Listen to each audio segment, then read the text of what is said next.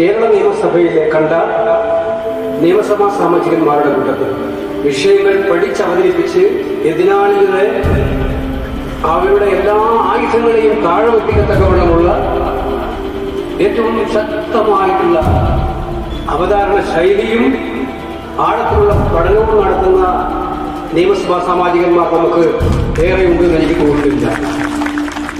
അവിടെ ഒന്നാം നിലകളിൽ വെക്കാൻ പറ്റുന്ന ഈ കഴിഞ്ഞ ഭാരത നിയമസഭയുടെ ചരിത്രങ്ങൾ എല്ലാം എടുത്ത് നോക്കിയാലും ഒന്നാം നിലകളിൽ വെക്കാൻ പറ്റുന്ന പാർലമെന്റേറിയന്മാരിൽ ഒരാളാണ്, അഗ്രകളിലാണ് ശ്രീ വി ഡി സതീശൻ എന്ന കാര്യത്തിൽ സംശയം നമുക്ക് ഓർമ്മയുണ്ടാവും.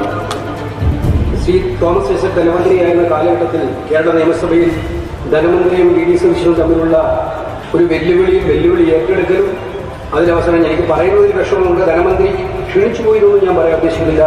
പക്ഷേ ധനമന്ത്രിക്ക് അത്തരമൊരു വെല്ലുവിളി വേണ്ടായിരുന്നു തോന്നക്ക വണ്ണമുള്ള പെർഫോമൻസ് ആയിരുന്നു ശ്രീ സതീശന്റെ എന്നുള്ളത് കേരളം എന്താകെ അംഗീകരിച്ച കാര്യം.